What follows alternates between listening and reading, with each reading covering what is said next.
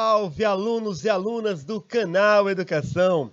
Sejam todos muito bem-vindos, sejam todas muito bem-vindas a mais essa aula de projeto de aprendizagem interdisciplinar, a aula das aulas, aula magna, aula Nobel de projeto de aprendizagem interdisciplinar.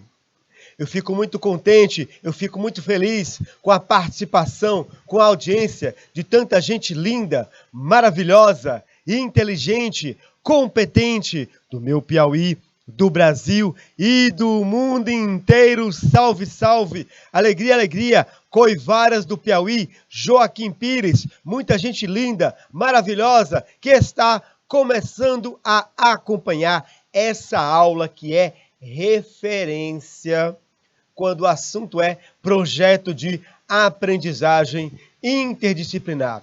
E sem perder tempo, sem perder tempo, sem perder tempo, porque tempo é, porque tempo é, porque tempo é conhecimento. E qual será, e qual será, e qual será, e qual será a nossa temática de hoje? Direitos e deveres do cidadão relacionados à comunidade. Hoje falaremos sobre cidadania, direitos e deveres. Um de nossos objetivos é justamente esse: citar, conhecermos alguns direitos, alguns deveres que existem. Turma linda de Coivaras do Piauí, turma linda de Domingos Mourão, turma linda de Joaquim Pires, coloca aqui o seu bom dia, coloca o nome dos alunos para que eu possa dar aquele bom dia pessoal, e vamos iniciar corrigindo a tarefa da aula anterior. Vocês lembram bem os poderes da República. Primeira questão: qual deve ser o foco e o propósito de toda a vida econômica, social e política? O mercado, o sistema financeiro, o povo, a pessoa humana ou o livre comércio? Turma, o foco da vida econômica, política e social de um país, sempre o foco deve ser o povo, deve ser a pessoa humana. A economia deve estar a serviço do povo e não o contrário. Pessoas não são números, pessoas não são planilha, pessoas são gente como a gente. Para você que acertou, que você marcou a letra C, aquele 10, mas é aquele 10 com louvor. Maravilha, maravilha, coisa linda, coisa bela. Pode comemorar. Turma, agora vamos falar sobre os poderes da República. Qual poder da República é responsável pela elaboração das leis? É aquele que cria as leis. É o poder executivo, o poder legislativo, o poder judiciário ou o poder moderador? Joaquim Pires, alunos e alunas maravilhosas, no caso, alunas maravilhosas, minha amiga Nayara, minha amiga Iara, minha amiga Maria Clara, minha amiga Tainara. Pronto, é uma turma poética. Olha só, Nayara, Iara, Maria Clara, Tainara. É uma turma, a turma da poesia, a turma de Joaquim Pires e a turma nota 10. Muito bem. Letra B, poder legislativo. Para você que acertou, aquele 10 com louvor. Maravilha, maravilha. Coisa linda, coisa bela. Pode comemorar. Qual poder da República é responsável, olha, pela execução das leis? Ele executa as leis. Ele não cria nem julga as leis. Não faz parte das suas atribuições nem criar nem julgar as leis. É o poder executivo, é o poder legislativo, o poder judiciário ou o poder moderador? Muito bem, Joaquim Pires, poder executivo, executa as leis. Não é papel do Poder Executivo criar lei alguma, tampouco querer julgar se uma lei é ou não é inconstitucional. Ele pode vetar a lei, mas a lei sempre tem que retornar ao Congresso Nacional para discussão e votação. Para você que acertou, aquele 10 com louvor. Joaquim Pires acertando tudo. A turma que se recusa a errar. A turma poética de Joaquim Pires. Mais uma. Qual poder da República é responsável, olha, pelo julgamento das leis? Ele julga as leis, certo? Ele não cria e tampouco executa, ele julga, ele diz, olha, a interpretação dessa lei deve ser dessa forma. Essa lei é constitucional, essa lei é inconstitucional e assim por diante. Joaquim Pires, muito bem, poder judiciário, talvez o poder mais importante da República, porque é a nossa tábua de salvação, é o nosso recurso quando o cidadão ele sente que seus direitos estão sendo oprimidos, ele sente que os seus direitos não estão sendo respeitados, ele recorre ao poder judiciário, aquele 10 com louvor. Joaquim Pires, vou colocar aqui, Joaquim Pires, a turma que se recusa a errar. Maravilha, maravilha, coisa linda, coisa bela. Vem comigo, vamos iniciar a nossa discussão, falando agora sobre sociedade e comunidade. Então, a cidadania, ela tem a ver com esses dois conceitos. O conceito e o entendimento de sociedade, o conceito e o entendimento de comunidade.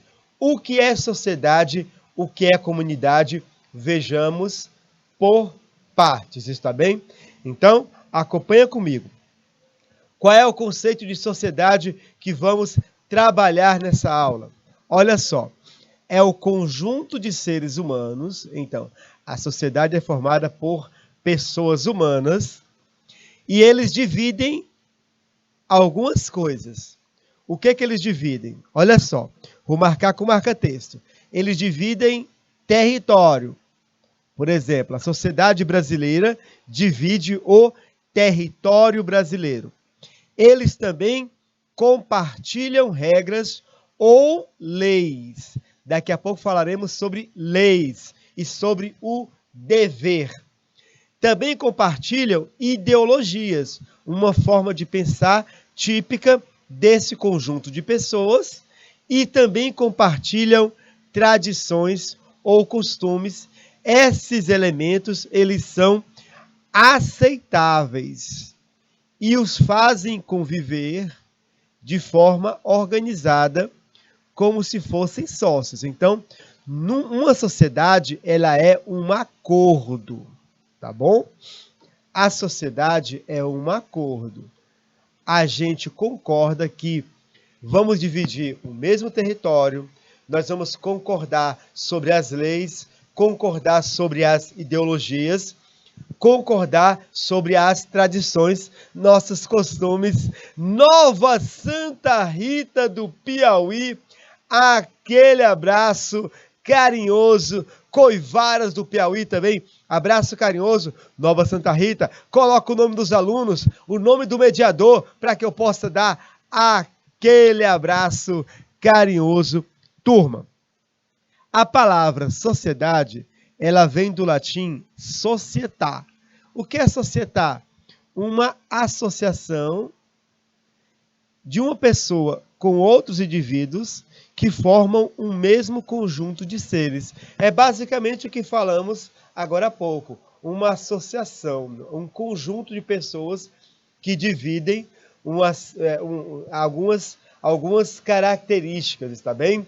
Olha só, mais turma presente na aula. Ilha Grande do Piauí, aquele abraço carinhoso.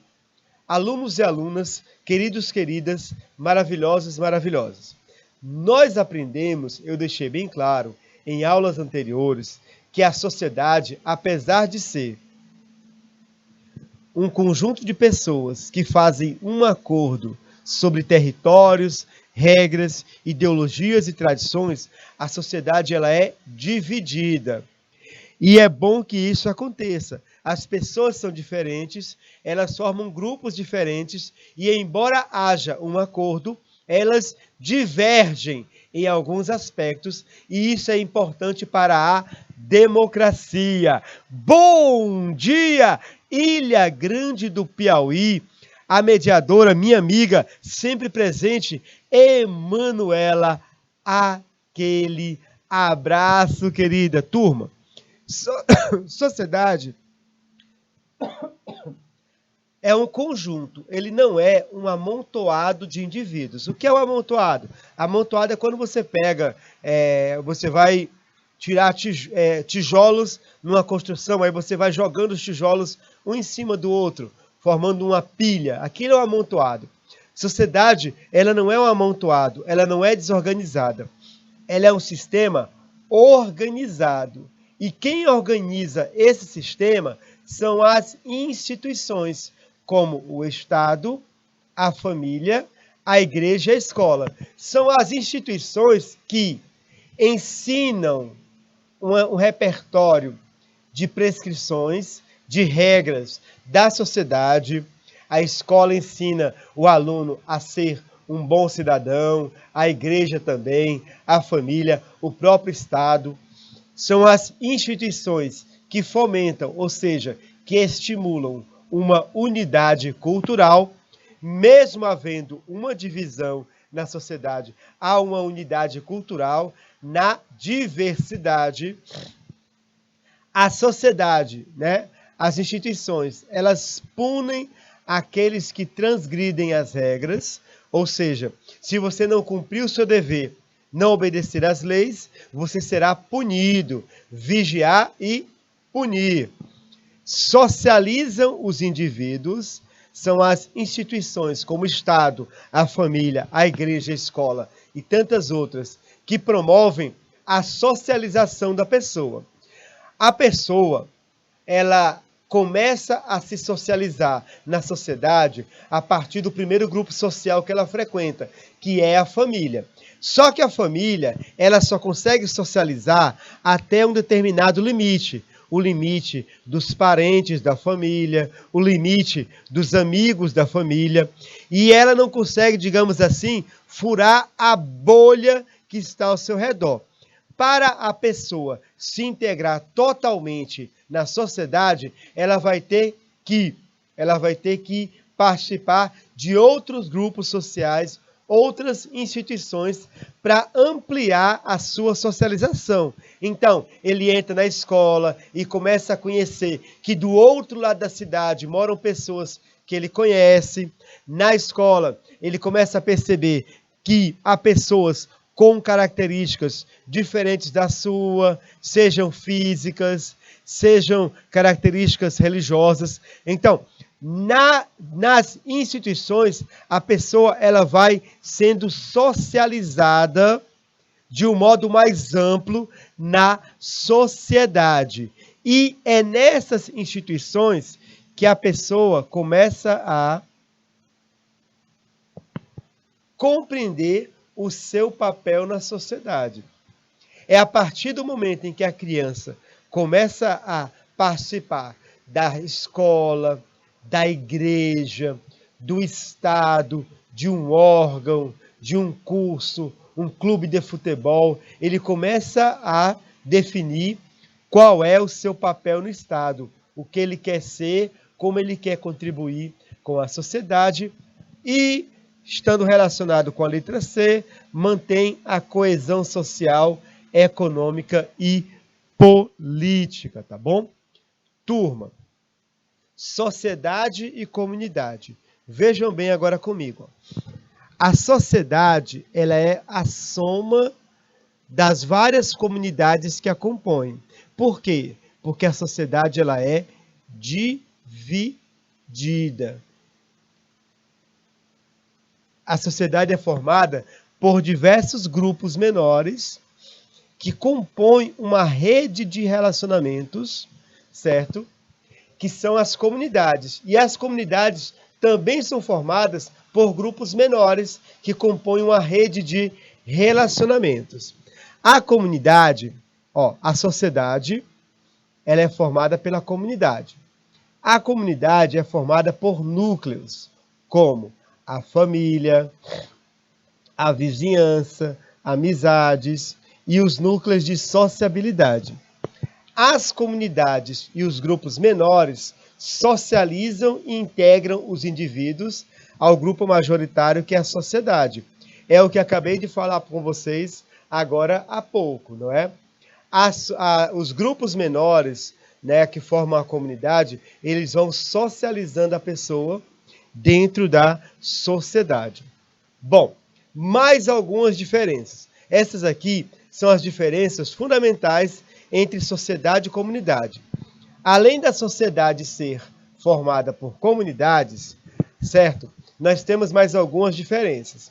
Por exemplo, uma comunidade, ela tem como pilares características comuns. Por exemplo, consanguíneos, membros de uma mesma família. Uma comunidade religiosa, pessoas que frequentam uma mesma religião. Uma comunidade espacial, aqui presente, pessoas que frequentam, né, pessoas que moram no mesmo espaço territorial, no mesmo território, na mesma comunidade. Aliás, a questão do espaço é um elemento importantíssimo na definição de uma comunidade. Geralmente, a comunidade ela é identificada a partir do território ou que ela ocupa, onde ela se encontra. E a integração comunitária, ela é afetiva, ela é muito próxima, ela é muito pessoal. Numa comunidade, a integração vem por meio de costumes, de ideais e de vontades comuns, certo? Numa comunidade como essa aqui, essa integração ela é afetiva. É por isso que as pessoas têm tanto apego à sua comunidade, ao local, né? A minha cidade natal, onde eu nasci, onde se encontram os meus pais, certo? A minha escola, o meu bairro. Essa integração comunitária, ela é afetiva. Na sociedade, a integração ela é mais impessoal. Não há, de certa forma, uma integração afetiva muito forte na sociedade.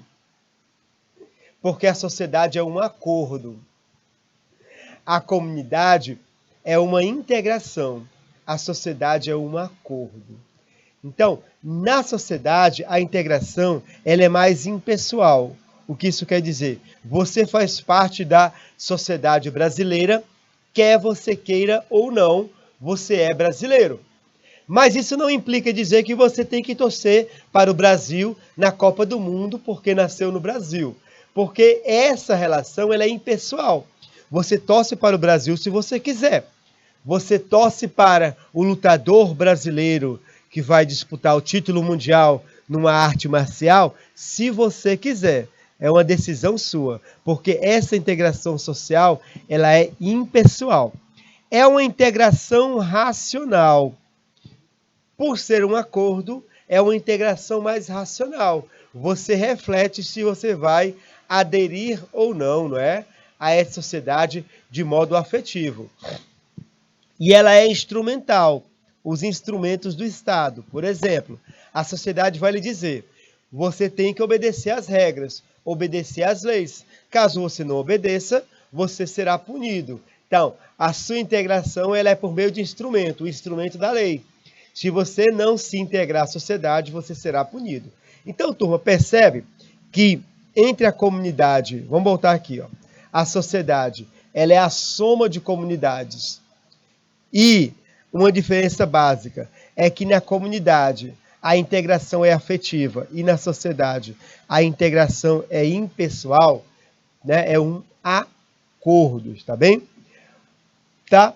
A comunidade ela é composta por relações mais próximas, relações de afeto, relações de reciprocidade, eu me importo com o outro se importa comigo, relações de proximidade, estamos próximos uns aos outros, as pessoas têm interesses comuns e há uma continuidade no tempo, ou seja, as pessoas elas vão se relacionando no decorrer do tempo. Os relacionamentos numa comunidade, eles também são marcados por, olha só, um alto grau de coesão e o engajamento moral, emotivo e tradicional. Aqui nessa foto tem, né, quando eu fazia parte de uma comunidade religiosa. E todos esses aspectos, características, faziam parte da nossa comunidade. Um doce para quem disser onde eu estou nessa foto. Quem sou eu nessa foto aí? Um doce. Será que Joaquim Pires consegue me identificar? Nova Santa Rita, Ilha Grande, né? Pessoal de Coivaras do Piauí, Ilha Grande, Joaquim Pires, Nova Santa Rita, Rio Grande do Piauí. Conseguem me identificar nessa foto? Eu fazia parte de uma comunidade religiosa. Será que conseguem? A foto está muito pequena. Estão acompanhando por celular, por IPTV. Será que conseguem? Atenção. Atenção, vou apontar quem sou eu nessa foto. Não, Nova Santa Rita. Tá aqui eu, ó. Eu de cabelo grande. Exatamente, Joaquim Pires. Eu de camisa branca, cabeludo. Agora o meu cabelo é curto. Na época eu cultivava um cabelo grande. Essa foto é de 2007, 15 anos atrás. Olha só. Perdão, essa foto é de 2004. Certo? Mas 2007, 15 anos atrás, né? É uma comunidade religiosa que eu participava, tá bom? Ó, o cabeludo aqui. Continuando, gente. Bom, numa sociedade e numa comunidade, nós temos um objetivo em comum. Esse objetivo é vivermos juntos. O ser humano, ele foi criado para viver em sociedade, ou seja, para viver com outros seres humanos, né? Olha só. Com outras pessoas. O ser humano, ele não existe para viver sozinho e isolado. Nós dependemos uns dos outros. Apesar de nossas diferenças, em termos de pensamento, ideológicas e também culturais, precisamos somar esforços e conviver em harmonia, paz, respeitando as diferenças, os limites e reconhecendo os bons exemplos, ao invés de insistirmos nas desavenças. Ou seja, para construirmos um mundo melhor, nós precisamos nos esforçar para conviver juntos. Não temos escolha. Apesar de sermos diferentes, apesar da sociedade ser dividida, as diferenças serem de ordens ideológicas, culturais, políticas, regionais e assim por diante, nós precisamos nos esforçar para conviver em harmonia, em paz, primeiramente respeitando essas diferenças, respeitando que o outro pensa diferente, respeitando que o outro é diferente, respeitando os limites e enfatizando os bons exemplos em vez das desavenças. O grande problema do Brasil atual é que nós estamos enfatizando as desavenças. Nós estamos enfatizando as desavenças e não estamos buscando um diálogo entre nós, membros da sociedade. Corremos o sério risco, e não é uma palavra jogada ao vento, se o Brasil continuar nesse ritmo em que está de desavenças ao extremo, nós corremos um certo risco, sim, de quebra do pacto federativo. há sim esse risco de regiões, de comunidades, de culturas quererem separar-se do território brasileiro. É uma realidade, por enquanto, ainda distante, mas se continuarmos nesse ritmo de enfatizar as desavenças e não buscarmos o diálogo, podemos ver uma desintegração do território brasileiro. E isso será traumático para muita gente.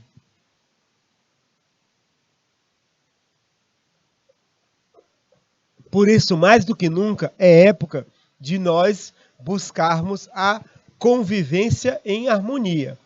Nós já sabemos que somos diferentes. Somos diferentes. Não há nenhuma dúvida.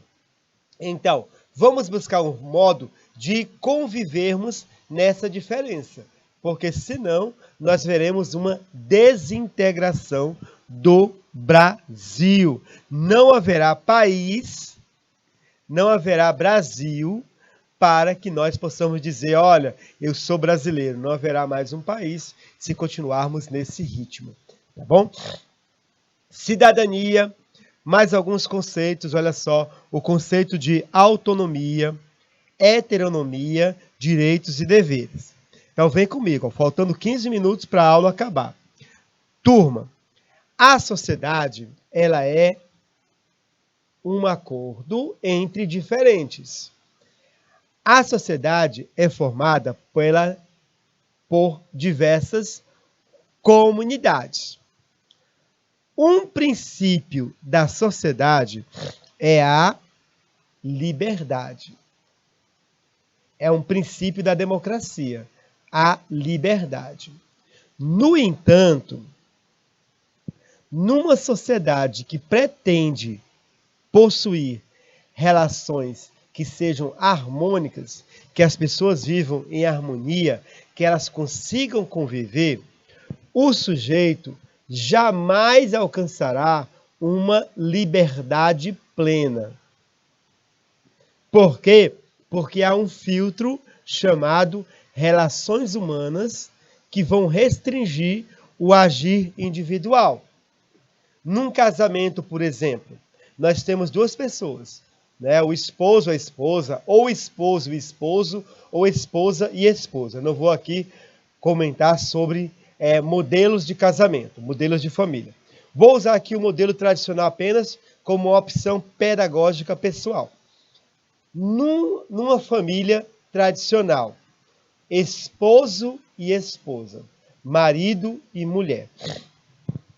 O marido, ele não pode querer ter a mesma vida que ele tinha quando solteiro. A esposa, da mesma forma, ela não pode querer ter a mesma vida quando era solteira, porque agora eles estão unidos pelo casamento e eles vão ter que fazer uma série de acordos de convivência.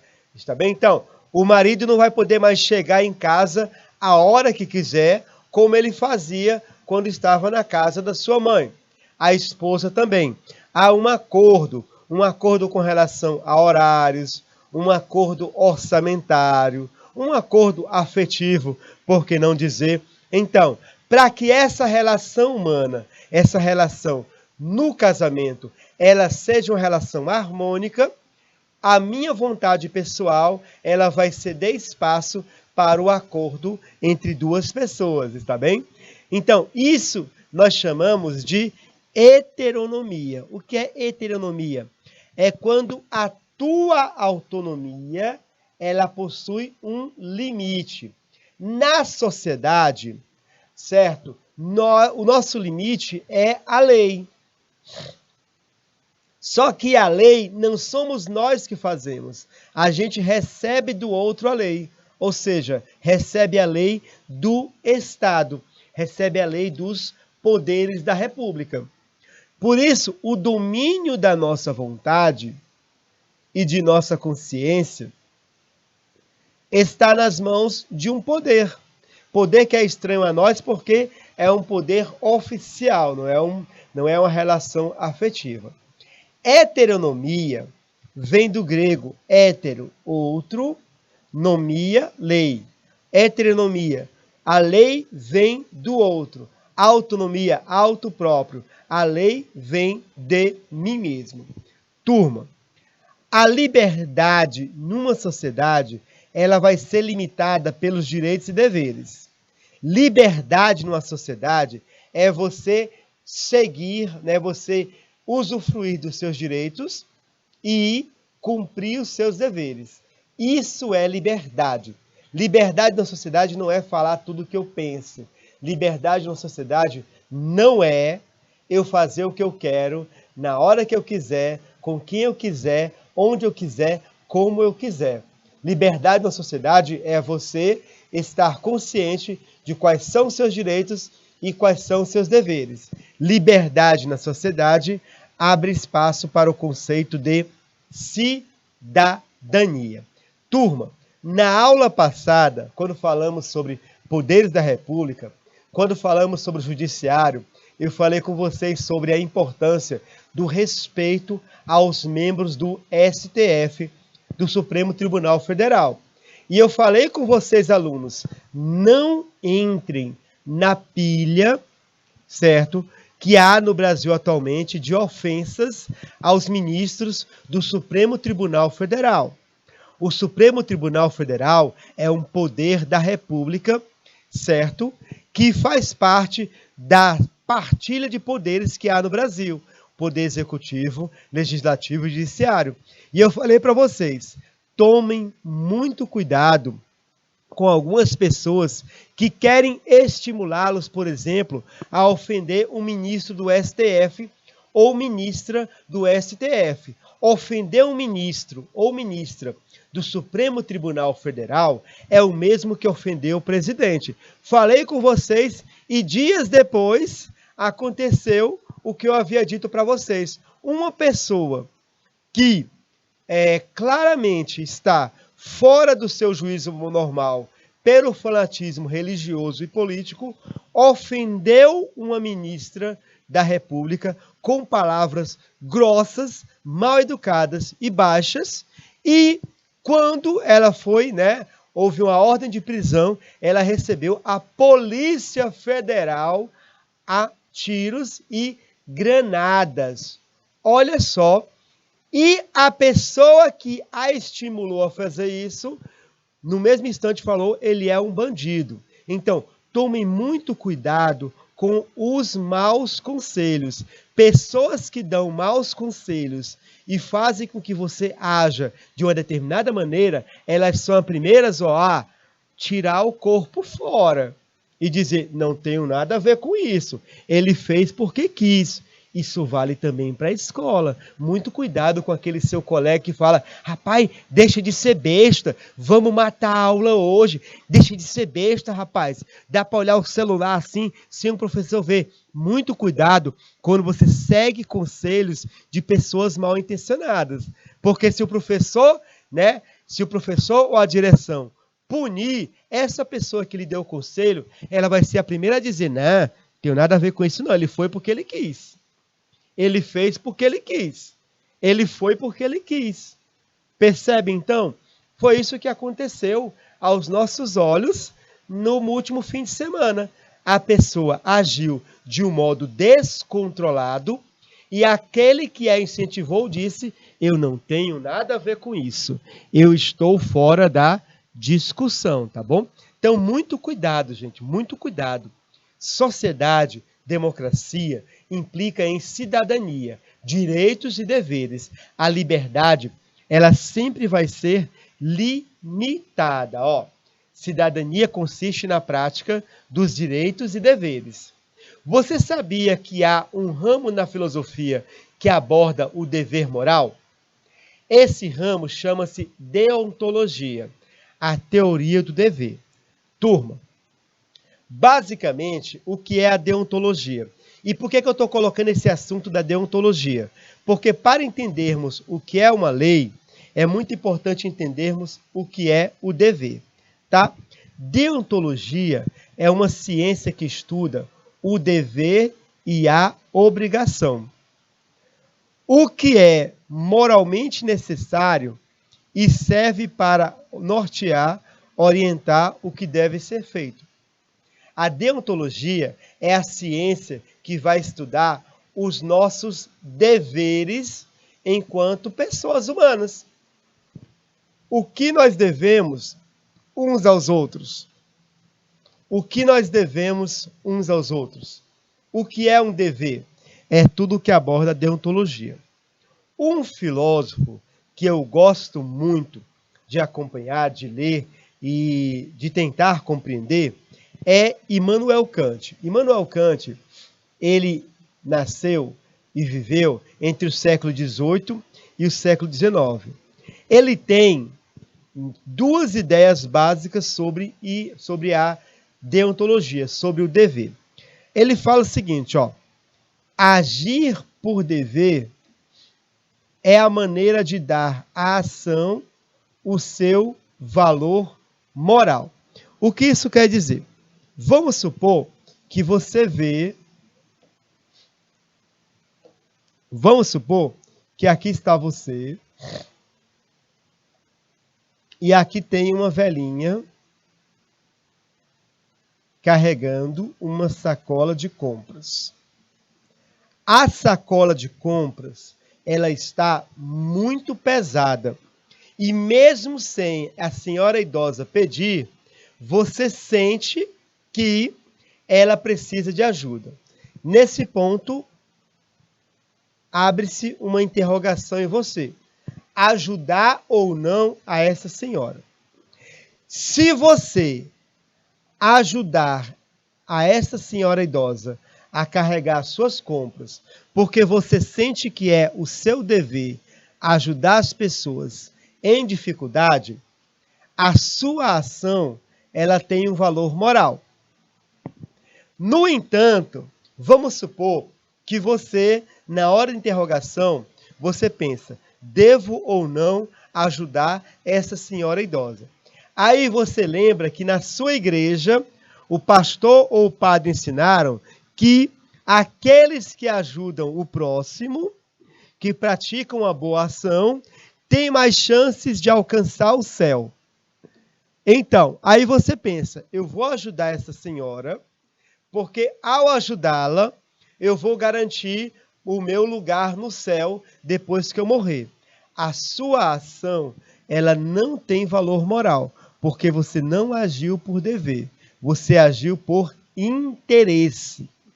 Então, a deontologia, ela diz que agir por dever é quando você age por livre vontade.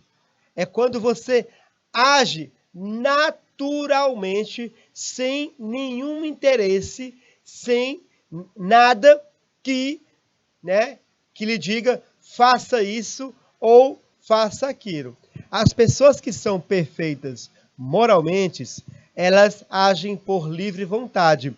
Elas ajudam as próximas porque é o seu dever. Temos que fazer por livre vontade e por amor verdadeiro. Exatamente, Nova Santa Rita. Isso é uma ação que tem valor moral.